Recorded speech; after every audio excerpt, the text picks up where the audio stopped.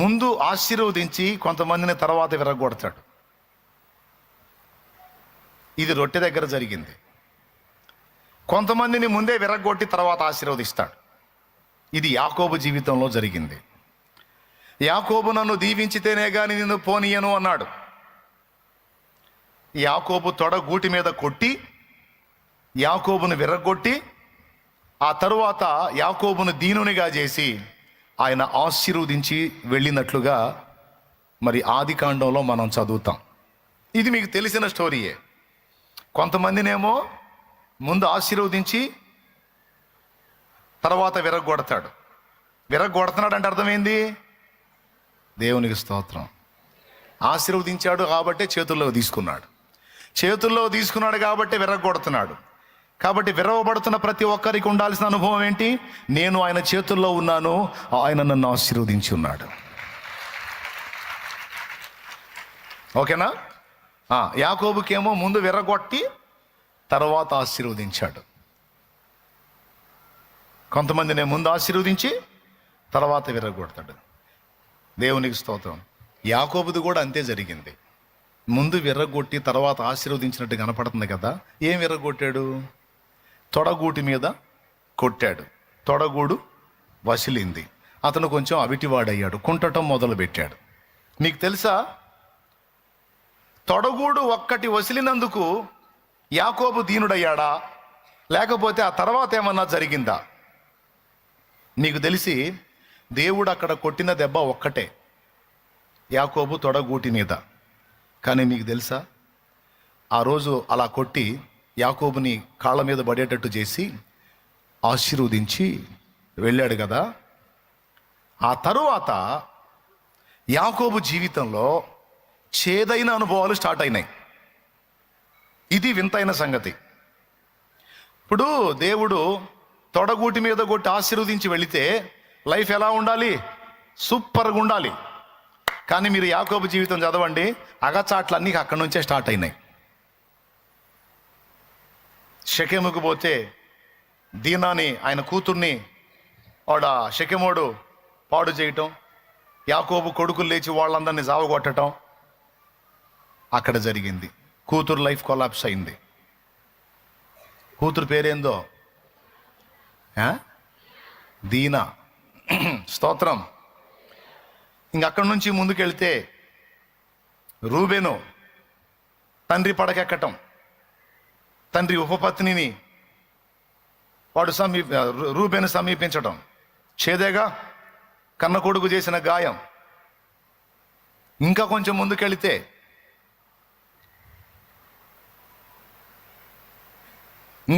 ముందుకెళితే యాకోబుకి ఎంతో ఇష్టమైన యోసేపు యాకోబు నుంచి దూరం అయిపోవటం, ఆ కొడుకు మీద మిగిలిన వాళ్ళందరూ అసూయ చెంది ఆ కొడుకుని దూరంగా అమ్మేసి చచ్చిపోయాడని తండ్రి కబురు తీసుకొని రావటం. ఇంకెక్కడ సుఖంగా ఉన్నాడండి యాకోబు? మరి ఇదేందండి, ఆశీర్వదించబడిన తర్వాత లైఫ్ సూపర్గా ఉండాలి కదా. కూతురు బతుకట్లా, కొడుకు బతుకిట్లా, ఇంకొక కొడుకు బతుకట్లా, అంతా ఎవరిని బట్టి ప్రశాంతత లేదే.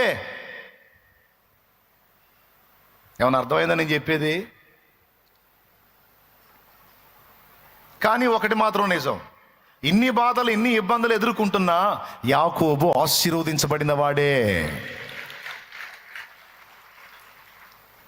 చివరికి ఎలా చేశాడు యాకోబునంటే, కొడుకుల మీద, కూతుళ్ళ మీద, భార్యల మీద, డబ్బు మీద, ఎవ్వరి మీద కూడా అనుకోకుండా మొత్తం విషయంలో విరిగిపోయేటట్టు చేశాడు. యోసేపు పోతే బెన్యామీన్ మీద పెట్టుకున్నాడు ప్రాణం. ఆ బెన్యామీన్ని కూడా తెప్పించాడు, యోసేపు దగ్గర పంపించాడు. ఇంకెవరి మీద పెట్టుకుంటాడు? కావాలంటే చూడండి, చదువుకొని చూడండి మీరు యాకోబు లైఫ్ని. ఇదంతా ఆశీర్వదించబడ్డ తర్వాత జరిగిందా, ఆశీర్వాదానికి ముందు జరిగిందా? పెద్దగా చెప్పండి. ఆశీర్వాదానికి ముందా?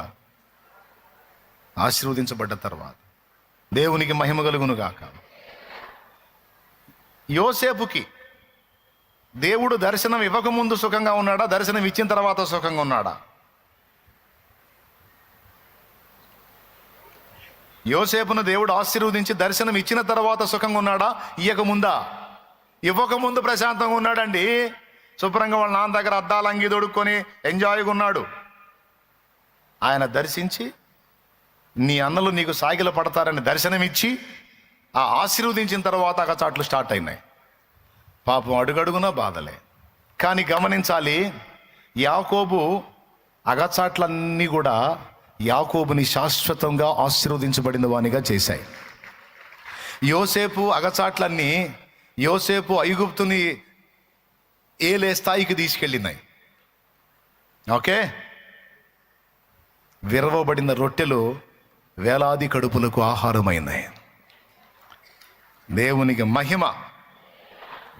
విరవబడిన నీ బతుకు నా బతుకు ఈరోజు ఆ విరవబడిన అనుభవంలో ఉందేమో. ఆ విరవబడులో ఎన్ని మేళ్ళు ఉన్నాయో తెలుసా? ముగిస్తాయిగా. ఇంట్రెస్ట్ ఉంటే పెన్నుంటే రాసుకో. విరవబడుటలో ఉన్నటువంటి దీవెనలు చెప్తా, టపీ చెప్పేస్తా. విరవబడుట ద్వారా మనం విస్తరించబడతాం. నంబర్ 1, విరవబడుట ద్వారా విస్తారం అవుతాం. విరవబడక ముందు 5 రొట్టెలు 2 చేపలే, విరవబడిన తర్వాత ఈ విస్తారమైనాయి. దేవునికి స్తోత్రం కలుగును గాక. అర్థమైందా? విరవబడిన తర్వాతే మనం విస్తరించగలుగుతాం. విరవబడక ముందు మనం ఒంటిగానే ఉంటాం. రెండవది, విరవబడుట ద్వారా మనం దీనులం అవుతాం. విరవబడుట ద్వారా మనం దీనులం అవుతాం. హెచ్చింపులు ఎగస్టాలు మొత్తం తొలగిపోయి మనం దీనులం అవుతాం, సాత్వికులం అవుతాం. దేవుని వాక్యం ఏం చెప్పిందో తెలుసా?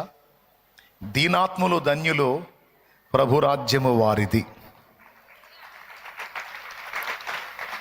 అర్థమైందా? విరవబడిన వాడు దీనుడు అవుతాడు. రెండవది, అతడేం సొంతం చేసుకుంటాడు? దీనుడు ప్రభురాజ్యాన్ని సొంతం చేసుకుంటాడు. 2. మూడవది, విరవబడిన వాడు సాత్వికుడు అవుతాడు. ఈ సాత్వికుడు ఏం సొంతం చేసుకుంటాడో తెలుసా? భూలోకమును స్వతంత్రించుకుంటాడని రాస్తుంది. దీనుడేమో ఆ లోకాన్ని స్వతంత్రించుకుంటే, సాత్వికుడేమో ఈ లోకాన్ని స్వతంత్రించుకుంటాడంట. దేవునికి స్తోత్రం, హల్లెలూయా. నేను చెప్తున్నా, ఈరోజు నీకు కొద్ది గొప్ప భూమి ఉండొచ్చు. నా దేవుని ఎడల నీవు సాత్వికుడు అయి నడుచుకోగలిగితే విస్తారమైన భూమిని నీకు ఇవ్వగలడు ఆయన. ఎందుకంటే సర్వభూమి ఆయనదే, సర్వభూమి ఆయనదే. నాకు భూమి లేదు అని చింత నీకొద్దు. సాత్వికులు ధన్యులు, వాళ్ళు భూమిని స్వతంత్రించుకుంటారని రాస్తుంది గ్రంథంలో. ఈ భూలోకాన్ని కూడా నీవు స్వతంత్రించుకున్నట్లు నీవు సాత్వికుడవు కావాలి. సాత్వికుడవు కావాలంటే విరగొట్టబడాలి, లేకపోతే సాత్వికం రాదు. దేవునికి స్తోత్రం. విరగొట్టబడక ముందు మోషే మహా టెంపర్గా ఉన్నాడు. విరగొట్టబడిన తర్వాత దేవుడే చెప్పాడు మిక్కిలి సాత్వికుడు. మోషేని మిక్కిలి సాత్వికుడిని చేయటానికి 40 ఏళ్ళు తోమాల్సి వచ్చింది. దేవునికి స్తోత్రం. ఎన్నేళ్ళు? అది. మూడవది ఏం చెప్పాను? సాత్వికులు, విరవబడ్డవాడు సాత్వికుడు అవుతాడు, భూమిని గెలుచుకుంటాడు. 4వది, విరవబడిన వారు దేవునికి ఇష్టులు కాగలుగుతారు. ఆ మాట బైబిల్లో ఉంది. విరిగిన మనసు, నలిగిన హృదయం, నీకిష్టమైన బలియాగము. కీర్తనల గ్రంథము 56వ కీర్తన. కీర్తనల గ్రంథము 56వ కీర్తన ఒక్కసారి చూసుకో.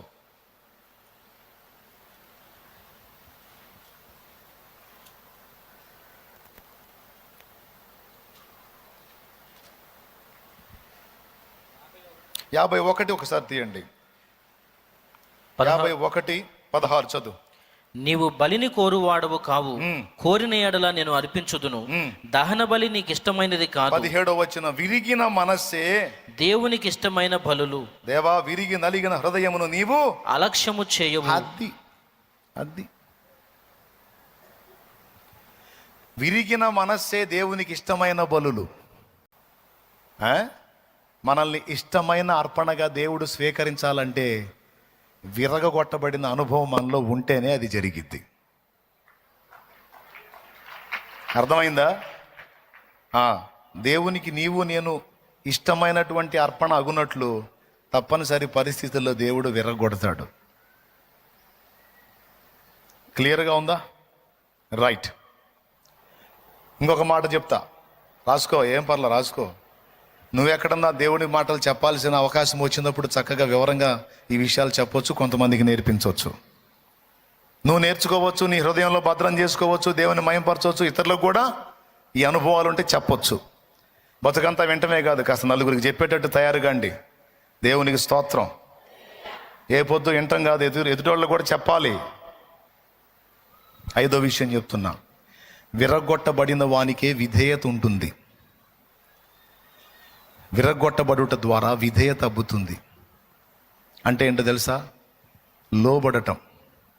విరగబడకపోతే లోబడరు. విరగొట్టబడిన వాడే లోబడతాడు, విధేయత చూపుతాడు. విరిగిన అనుభవం కలిగిన వారికి విధేయత ఉంటుంది. 6వ మాట చెప్తున్నా, విరిగిన అనుభవం కలిగిన వానికి విశ్వాసం వృద్ధి అవుతుంది.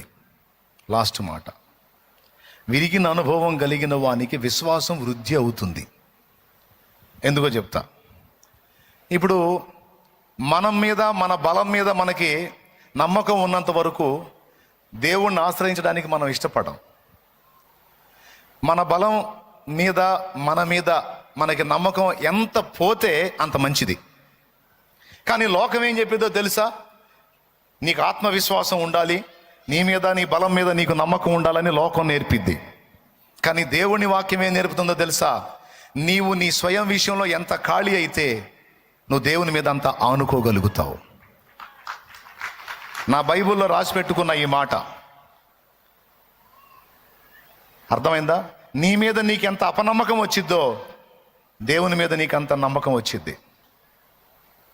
నీ మీద నీకు నమ్మకం ఉన్నంత వరకు నువ్వు దేవుని మీద నమ్మకం పెట్టుకోలేవు. నీ మీద నీకు నమ్మకం పోయిన నాడే గతి లేక, గత్యంతరం లేక, దిక్కు లేక ఖచ్చితంగా దేవుని దగ్గరికి వస్తావు నువ్వు. పర్లేదు, చప్పట్లు అవసరం లేదు, మీరు మ్యాటర్ రిసీవ్ చేసుకుంటే అంతే చాలు. నాకు అవసరం లేదు, బాగా కష్టపడి కొడుతున్నారులే, కానీ నేను చెప్పిన పాయింట్ తీసుకోండి, ఇక టైం లేదు. 6వ మాటగా నేను చెప్పిన మాట ఏంటంటే, విరిగిన వానికి విశ్వాసం వృద్ధి అవుతుంది, లేకపోతే విశ్వాసం డెవలప్ కాదు. విశ్వాసానికి కర్త, దాన్ని కొనసాగించువాడైన యేసయ్య మనల్ని, మనకు ఆధారమై ఉన్న వాటిని విరగొట్టి ఇక ఆయన మీద మనం ఆనుకునేటట్టు చేస్తాడు. దీనికి పక్కా సరిపోయే ఎగ్జాంపుల్ చాలాసార్లు మీకు చెప్పా. ఆ ఒక్క ఎగ్జాంపుల్ సూపర్గా సూట్ అయింది దీనికి. 4 కుర్రోళ్ళు నది ఒడ్డున స్తంభాలు బాతి బోర్డు పెడతారు. చూసారా మీరు ఎప్పుడన్నా? చూసారా? నది ఒడ్డున పెడతారు. వీళ్ళు ఏం చేశారు? కాస్త తిన్నారు కదా కుర్రోళ్ళు, వాడికి తెలియదు, ఒకటి చెవి తినడం. వాళ్ళు దిగారు. ఈత కొడతా కొడతా ఒకడేం చేశాడంటే వాళ్ళు చెప్పిన హద్దు దాటి అవతలికి వెళ్ళాడు. విషయం ఏంటంటే వాడికి ఈత రాదు, పాడు రాదు. వాడు పెద్ద గజ ఈతగాళ్ళలాగా పోయాడు. వాస్తవానికి వాడు గజం ఈతగాడు. పోయాడు అవతలికి. పోయి ఇక కాళ్ళందట్లా గుంటది. ఆడు మునుగుతున్నాడు, లెగుస్తున్నాడు, కేకలేస్తున్నాడు. వీళ్ళు ఒడ్డుకు బరిగెత్తారు, ఎందుకంటే వీళ్ళకి ఈత రాదు. వీళ్ళంతా స్తంభాలు యువతలోళ్లే, స్తంభాలు అవతలకి వెళ్ళకూడదు. వీళ్ళు వెళ్ళారు. ఒకడు వెళ్ళాడు, మిగిలిన వాళ్ళు ఒడ్డుకు బరిగెత్తారు. ఎందుకంటే అక్కడ ఇంకొక బోర్డు రాస్తుంది, ప్రమాదవశాత్తు ఎవరైనా ముంపునకు గురైతే ఇదిగో ఫలానా దగ్గర గజ ఈతగాళ్ళు ఉంటారు, మీరు వెళ్ళి వాళ్ళని అడగండి అని. ఈ ముగ్గురు ఆ గజ ఈతగాళ్ళు ఎక్కడుంటారో చూసుకొని ఆ గజ ఈతగాడు ఒకడు కనపడితే వాళ్ళ దగ్గరికి వెళ్ళారు. అతను ఎక్కడో లేడు, వాళ్ళు ఎదురుగానే ఉన్నాడు. ఆడు మునుగుతుంటే చూస్తానే ఉన్నాడు. చూస్తా వీళ్ళు పోయి, అయ్యా మీరు గజ ఈతగాడు? నేనే. ఏంటంట? కూనరాగాలు తెస్తున్నాడు. వాళ్ళ కడుపులో మండుతుంది. మా వాడు మునిగిపోతున్నాడు, మునుగుతున్నాడయ్యా, కొంచెం సాయం చేయ, వచ్చి మాకు ఈత రాదు వాడిని లాగాయా అంటున్నారు. నేను బాట్లా మునుగుతున్నాడా? అరే ఎందుకు వెళ్ళాడు? వెళ్ళకూడదు కదా. సరేలే.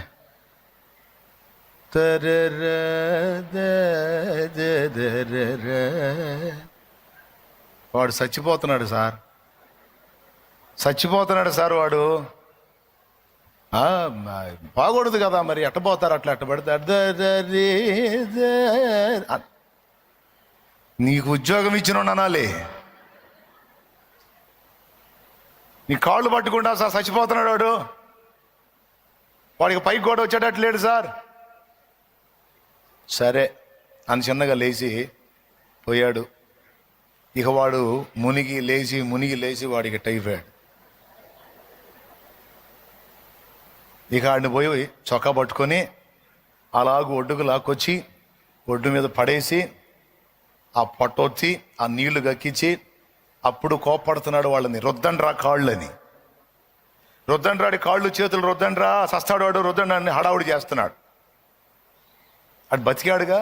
అప్పుడు వీళ్ళు ఆ గజ ఈతగాడికి వెళ్ళి ఉరిమిరిని చూస్తా, అసలు నీకు ఉద్యోగం ఇచ్చినోని తన్నాలి, అసలు నీకు ఉద్యోగం ఇచ్చినోని తన్నాలి, నిన్ను కూడా తన్నాలి. అంతసేపు వాడు మునుగుతా లెగుస్తా అంటే ముందే పోతే వాడు ఒడ్డున పడేవాడుగా. ఇప్పుడు చావు తప్పి కన్నులు ఒట్టపోయినట్టు అయిపోయాడు ఇటు బ్రతుకు అని కాళ్ళు చేతులు రుద్దుతా ఇక ఒక్కొక్కడు వాడు ఇష్టం వచ్చినట్టు మాట్లాడుతున్నారు. ఎవరిని? గజ ఈతగాడిని. మాట్లాడినిచ్చి ఆయన ఒక మాట అన్నాడు, రేయ్ నోరు ముయ్యండి ఎదవల్లారా, నోరు ముయ్యి, ఏం తెలుసు మీకు, ముందు రుద్దండి. నేను ఎందుకు ఆగాను తెలుసా అని అడిగాడు. నేను ఎందుకు ఆగానో తెలుసా? ఎందుకు ఆగావు? మేము చచ్చిపోతున్నాడంటే కూని రాగాలు తీసుకుంటా కూర్చున్నావు. కూని రాగాలు కాదురా, నీళ్ళల్లో పడ్డవాడు, వాడిలో బలం ఉన్నంత వరకు వాడు కాపాడటానికి వచ్చిన వాడిని కూడా అధిగమించి బయటపడాలని చూస్తాడు. వాడిలో శక్తి నిలిచి ఉన్నప్పుడు నేను వెళ్ళాను అనుకో, వాడు నన్ను గట్టిగా కౌగిలించుకుంటాడు, అంటే పెనేసుకుంటాడు. అప్పుడు ఏం జరిగిందో తెలుసా? వాడిని కాపాడటానికి వెళ్ళిన నన్ను కూడా లాగేస్తాడు వాడు. కాబట్టి వాడిలో వాడి శక్తి అంతా తగ్గిపోవాలి. వాడి శక్తి ఉన్నంత వరకు వాడు పోరాడతాడు. కాపాడటానికి వచ్చిన నన్ను కూడా లాగేస్తాడు వాడు. అందుకే వాడి శక్తి పూర్తిగా అయిపోయిన దాకా నేను వేచి ఉన్నాను. వాడి శక్తి అయిపోయిందని నాకు అర్థమైనప్పుడు పోయి దూకా. కాబట్టి నేను ఎటు తిప్పితే అటు తిరిగాడు వాడు. అదే వాడిలో శక్తి ఉంటే, వాడిలో శక్తి ఉన్నప్పుడే నేను పోయి పట్టుకుంటే నన్ను కాపాడనీయకపోగా నన్ను కూడా లాగుతాడు వాడు. నీకు తెలిసి ఈ సంగతి. కాపాడదాన్ని దూకిన వాళ్ళని కూడా లాక్కొని పోయారు కొంతమంది. ఎందుకు? భయంతో. ఎవరన్నా ఒక ఆధారం చిక్కితే చాలు టపీమని పట్టుకొని ఒడ్డుకొచ్చేద్దాం అనుకుంటారు. కానీ ఎప్పుడైతే ఆ శక్తి తగ్గిపోయిద్దో, ఎప్పుడైతే బలహీన పడిపోతారో అప్పుడు ఎడు తిప్పితే అడు తిరిగి ఒడ్డుకొస్తారు. దేవుడు కూడా మన విషయంలో అంతే చేస్తాడు.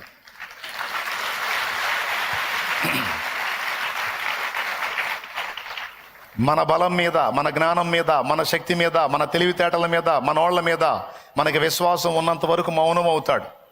సరే కానీ అని అంత అయిపోయి దెబ్బతిని విరిగిపోయి ఆయనకి వెళ్ళి చూస్తారు చూడు, అప్పుడు లాగుతాడు బయటికి.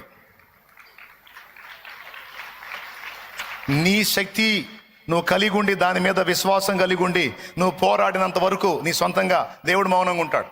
సరే కానీ అని సాయం చేయి ప్రభా అన్నావు అనుకో, తిప్పలు పడుతున్నావుగా, పడు. సొంతంగా ట్రై చేస్తున్నావుగా, ఏదో అవిడియాలు వేస్తున్నావుగా, ఎయ్యి వస్తే రా బయటికి. ఏమైందిరా? ఇప్పుడు ఏం చేయాలి మరి? మనం అవిడియాలా లేకపోతే దేవుడా? ఆ దేవుడు కదలాలంటే మనం ఏం చేయాలి?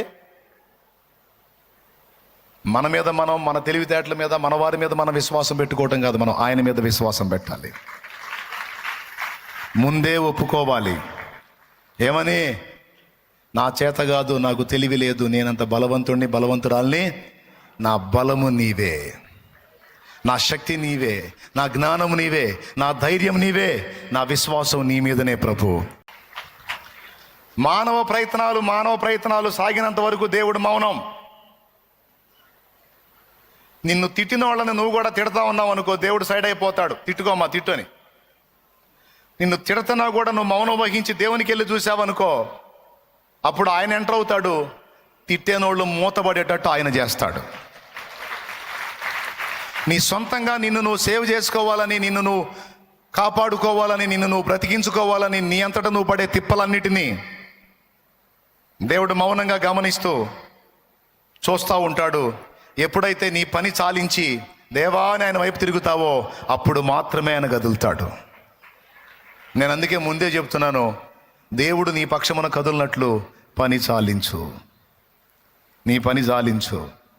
విశ్వాసంతో ఆయన ఎదుట మోకాళ్ళుని ప్రతి దానిని ఆయనకు అప్పగించు. ఆయన సర్వశక్తి గలవాడని నమ్ము. ఇప్పుడు నేను ఆఖరి మాట, నేను ఇన్ని సంవత్సరాల నా యాత్రలో నేను నేర్చుకుంది అదే, ఇప్పటికీ నేను ఫాలో అవుతుంది అదే. నేను రాసుకున్న పాటల్లోని ఆన్సర్ కూడా, సమాధానం కూడా అదే. ఇప్పటి వరకు నేను పొందుతున్న విజయాలన్నీ నా మీద నేను డిపెండ్ అయి పొందుతున్నాయి కాదు, నేను ఆయన మీద ఆనుకొని పొందుతున్నవే. నిజంగా మీకు అర్థమవుతుందో లేదో నాకైతే తెలియదు. అర్థమైతే మాత్రం ధన్యులే. ఎందుకంటే చాలాసార్లు నా సొంతానికి నేను ప్రయత్నం చేసి దెబ్బతిన్నాను. ఆఖరికి ఇక్కడ ప్రసంగానికి నిలబడేటప్పుడు కూడా నేను తెలియని వాడిని, జ్ఞానం లేని వాడిని, నా యందు కనికరపడి నీ బిడ్డలతో నువ్వు మాట్లాడు ప్రభువా అని మీ కళ్ళ ముందే ప్రార్థన చేసి వేడుకున్నాను. విన్నారు కదూ? ఏమని వేడుకున్నాను? దయచేసి నీ బిడ్డలతో నాతో కూడా మాట్లాడయ్యా, నాకేమీ తెలియదయ్యా అని వేడుకున్నాను. అంటే దాని అర్థం ఏంది? నేను ఆయన మీదే ఆధారపడుతున్నాను, నా చేత కాదని. అట్లా ప్రతి విషయంలో మోకాళ్ళుని నువ్వు చేయాల్సింది ఆ పనే. పంటకు తెగులు వచ్చిందా? పొలంలో మోకాళ్ళు నువ్వు చేయాల్సింది ఆ పనే. మానవ ప్రయత్నాలన్నీ అయిపోయినాయి, ఇక నువ్వు కదిలి కార్యం చేస్తే తప్ప నాకు దిక్కు. ఆ పాడైపోయిన పొలంలో నువ్వు మోకాళ్ళు నీ కన్నీరు విడు. ఒకటి నమ్ము, ఆయన సర్వశక్తి గల దేవుడు. అది ఏ తెగులన్నా వచ్చి పోని, దానిలో నుండే మళ్ళా మొలక వచ్చేటట్టు చేసి, మళ్ళా నీకు కొత్త చిగుర్లు వచ్చేటట్టు చేసి, నువ్వు ఆశించిన కాపు నీకు వచ్చేటట్టు ఆయన చెయ్యుటకు సమర్థుడు అని నువ్వు నమ్ము. అలా నమ్మితే నిజంగానే జరిగిద్ది అది. ఇంకేం వచ్చిందిలే, పోయిందిగా, ఇంకేం ప్రార్థన చేస్తాంలే అన్నయ్య, పోయిందిగా. నేను చెబుతున్నా, ఎండిపోయిన మోళ్లను కూడా మళ్ళా చిగురింప చేయగలిగిన దేవుడు ఆయన. హల్లెలూయా. ఎండిపోయిన మోడలను కూడా చిగురింపగల దేవుడు ఆయన. మన బ్రతుకుల్నే కాదు, మనం నాటిన మొక్కల్ని కూడా అలా బతికించగలడు. అలా చేశాడు. ఏ విషయంలోనైనా తమ్ముడు, చెల్లి, ముగిస్తున్నా ఇక. పద్దాకల సోది అనవసరం, డైరెక్ట్గా పాయింట్కి వచ్చా, చెప్పా. మైండ్కి తీసుకున్నావా బాగుపడతావు, లేకపోతే నీ కర్మ అనుభవించు, చేయగలిగింది ఏం లేదు. కానీ పని చాలించి ప్రయత్నాలు విరమించి ఆయన మీద విశ్వాసం ఉంచేది ఎవరో తెలుసా? విరిగినోళ్ళు, దెబ్బతిన్నోళ్ళు. నేను అందుకే ప్రతి చిన్నదానికి పెద్దాన్ని ప్రార్థన చేయండి రా అంట. వాళ్ళకి ఆశ్చర్యంగా ఉంటుంది, పెద్దానికి ప్రార్థన చేయమంటాడు ఏందని. మరి ప్రార్థన చేసి ఆయన మీద ఆధారపడకపోతే మన వల్ల ఏడైద్దిరా? ఆయన కదలాలి, ఆయన చేయాలి, ఏదైనా ఆయన చక్కబెట్టాలిరా. ఆయన చేయకపోతే మన వల్ల ఏది. ప్రార్థనే ఓ పని మొదలు పెట్టేటప్పుడు ప్రార్థనే. ఉదయం లెగిస్తే ప్రార్థన, సాయంత్రం పడకెళ్తే ప్రార్థన, మధ్యలో ఖాళీ ఉంటే ప్రార్థన. పదా దేవుణ్ణి అడుగుదాం, దేవుణ్ణి కదిలిద్దాం, దేవుడి మీద అనుకుందాం, దేవుడి మీద ఆధారపడదాం. ఒరే సుధీరా, ప్రసంగం చేసేటప్పుడు పెట్టొచ్చు, పాట పాడేటప్పుడు కొంచెం తగ్గించవచ్చు. స్తోత్రం, హల్లెలూయా. పెద్ద అర్థమైందా? వాడు ఇందాక చెప్పింది దాని దెబ్బకి పాట దెబ్బకి మాటలు తగ్గితా ఉంటాడు.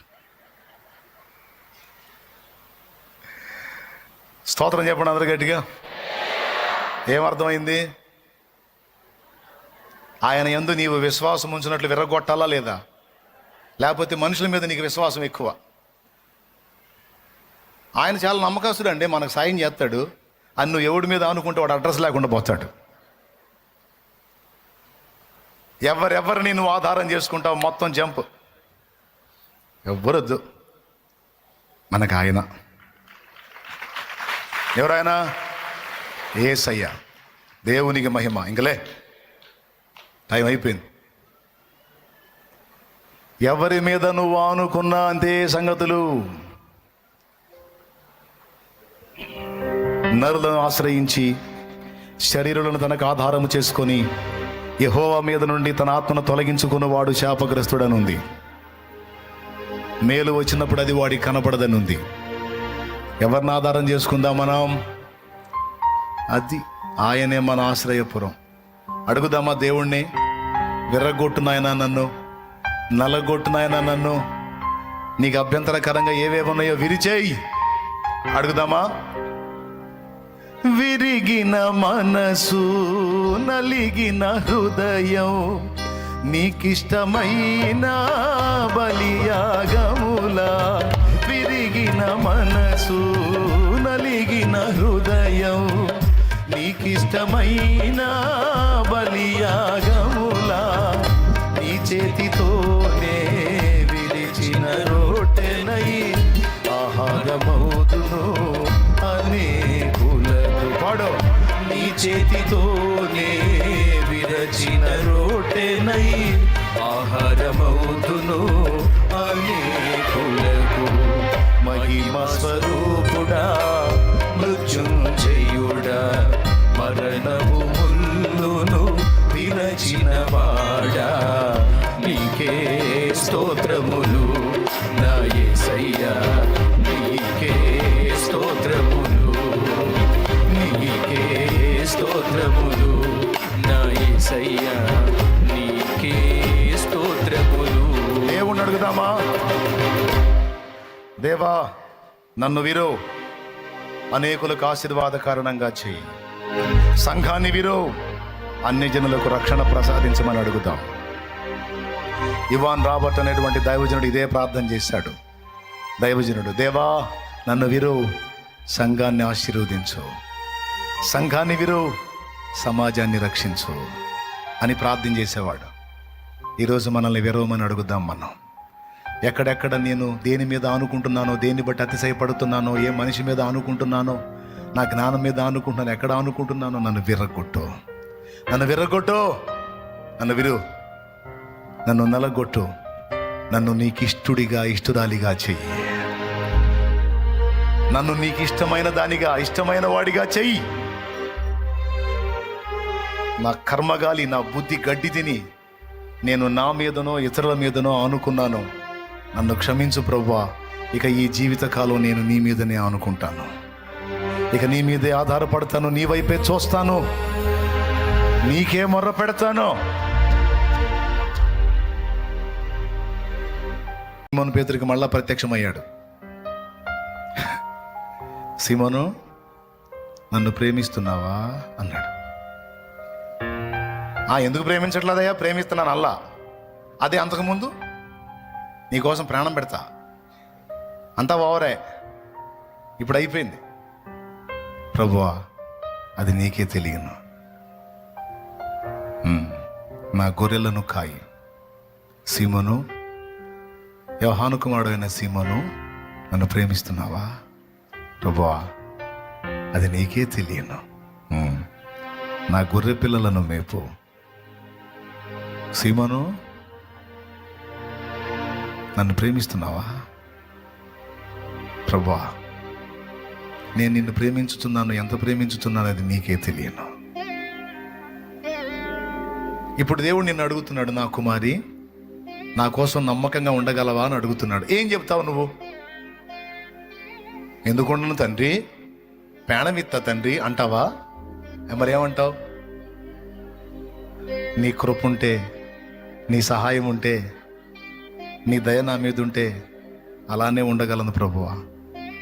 నీ కృప లేకపోతే నేను ఎట్లుంటాను తండ్రి? నువ్వు సాయం చేయకపోతే నేను నీకు నమ్మకంగా ఎలా ఉండగలను? నేను నీకు నమ్మకంగా ఉండనట్లు కూడా నీవు నీ శక్తిని నాకు ఇవ్వాలి. నా కుమారుడా నీవు నన్ను ప్రేమిస్తున్నావా? ఆఖరికి నేను నిన్ను ప్రేమించాలన్నా కూడా నీ కృప ఉండాల్సిందే తండ్రి, నీ దయ ఉండాల్సిందే. లేకపోతే అది కూడా నాకు సాధ్యంగా, ఏదైనా నువ్వు సాయం చేయాల్సిందే. అట్లా నా కుమారుడా, పరిశుద్ధంగా ఉండగలవా? నా పరిశుద్ధత ఏం పరిశుద్ధత ప్రభువా? నా పరిశుద్ధత నీవే. నీ దయ ఉంటే, నీ కృప నా మీద ఉంటే, నువ్వు నాకు శక్తినిస్తే తప్పకుండా నేను పరిశుద్ధంగానే ఉండాలనుకుంటున్నాను, పవిత్రంగానే నీలాగానే ఉండాలనుకుంటున్నాను. అయితే అందుకు నా శక్తి చాలదు, నీ శక్తి నాకు కావాలి తండ్రి అని నువ్వు అడగా. ఇట్లా ప్రతి విషయంలో విరిగిన వాళ్ళు ఏమంటారు? నీ దయ ఉంటే, నీ శక్తి ఉంటే, నీ సహాయం ఉంటే, నీ కృప ఉంటే అది అలా జరిగించగలను ప్రభువా. విరగనోళ్ళు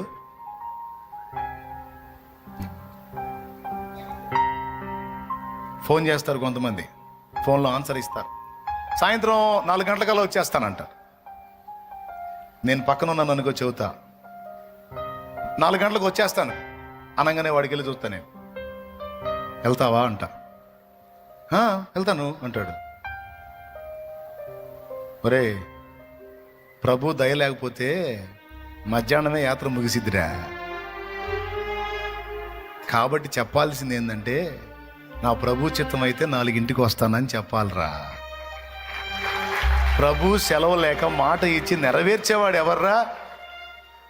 ప్రభువుని ముందు పెట్టండి రా నాయన, ప్రభు వైపు చూడండి రా నాయన అని చెబుతా. మీకు బాగా అర్థమైంది అనుకుంటాను. మరి నిజంగా అర్థమైతే చేతులు ఎత్తండి.